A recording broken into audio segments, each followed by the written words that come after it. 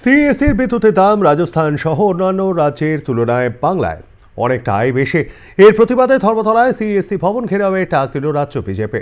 তারিখ চূড়ান্ত না হলেও তৃণমূলের 21শে জুলাই সমাবেশের আগে এই কর্মসূচি রূপায়িত হবে বলে বৃহস্পতিবার জানিয়েছেন রাজ্য বিজেপির সভাপতি ডক্টর সুকান্ত মজুমদার। সুকান্ত, শুভেন্দু দুজনেই থাকবেন এই কর্মসূচিতে।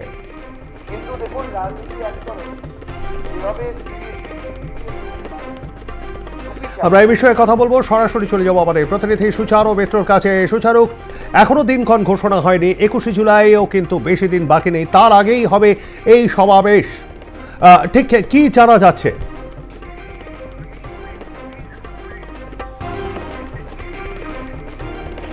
প্রবীর, তৃণমূলের 21শে জুলাইয়ের কর্মসূচির আগেই বিজেপির সিএসসি ভবন ঘেরাও অভিযান, এবং তুমি জানো যে যেখানে তৃণমূল কংগ্রেস শহীদ দিবস করে সেখানেই কিন্তু সিএসসির মূল দপ্তর রয়েছে ভিক্টোরিয়া হাউস।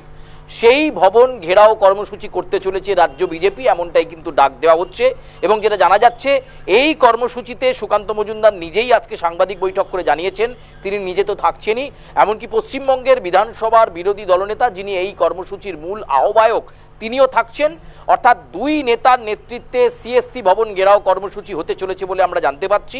সিএসসি যেভাবে ইউনিট চার্জ বাড়াচ্ছে এবং যেখানে যেখানে ক্যালকাটা ইলেকট্রিক সাপ্লাই রয়েছে সেখানে বিদ্যুতের নামে চড়া টাকা মানুষের কাছ থেকে নেওয়া হচ্ছে, আত্মসাৎ করা হচ্ছে, মানুষকে লুট করা হচ্ছে, এই অভিযোগ সিএসসির বিরুদ্ধে এনে সিএসসি ভবন ঘেরাও অভিযান করতে চলেছে বিজেপি।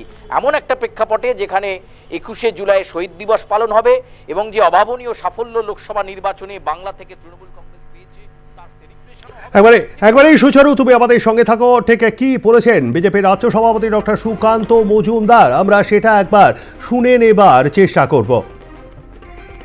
কলকাতা পৌরসভা এলাকায় বিশেষ করে 21-এর তুলনায় এবং 19-এর তুলনায় অনেক বেশি ভোট বৃদ্ধি হয়েছে বিজেপি। প্রায় 46টি ওয়ার্ডে আমরা তৃণমূল কংগ্রেসকে হারাতে পেরেছি কলকাতা এবং তৎসংলগ্ন এলাকায়, কলকাতা মিউনিসিপাল। তো স্বাভাবিকভাবে আমরা আশাবাদী, কিন্তু দেখুন রাজনীতি একতরফ।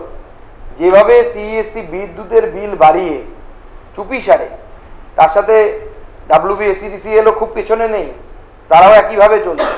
যেভাবে মানুষকে লোটা হচ্ছে, এই সিইএসসির মালিক যারা, তারাই রাজস্থানে বিদ্যুৎ সরবরাহ করে, রাজস্থানে ইউনিট প্রতি দাম অনেক কম। তো আপনারা কার পকেটে কত পয়সা দেবেন? তৃণমূল কংগ্রেসের কোন নেতা বড়লোক হবে, কোন নেতার ছেলে মেয়ের বিয়েতে তখনকার ড্রোন এসেছিল, প্রথম ড্রোন দিয়ে শুটিং হবে, তার জন্য তো বাংলার লোক ভুক্তভোগী হবে এটা হতে পারে না, বা কলকাতার লোক ভুক্তভোগী হবে হতে পারে না। সেজন্য আমরা সিএসসি অভিযানের কথা চিন্তা ভাবনা করছি। ডেট যেহেতু উপনির্বাচন ঘোষণা হয়ে যাওয়ার ফলে ডেট নিয়ে আমরা কোনো ফাইনালাইজ করিনি। আমি নিজে সেই ঘেরাওয়ের অবস্থান কর্মসূচিতে থাকব।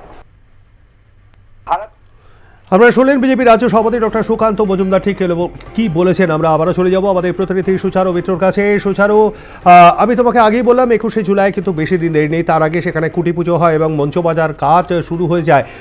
এই জায়গার জন্য কিন্তু আগাম অনুমতির প্রয়োজন, সেই আগাম অনুমতি কি ইতিমধ্যেই নেওয়া হয়েছে বিজেপির তরফে লালবাজারের কাছ থেকে? সুচারু,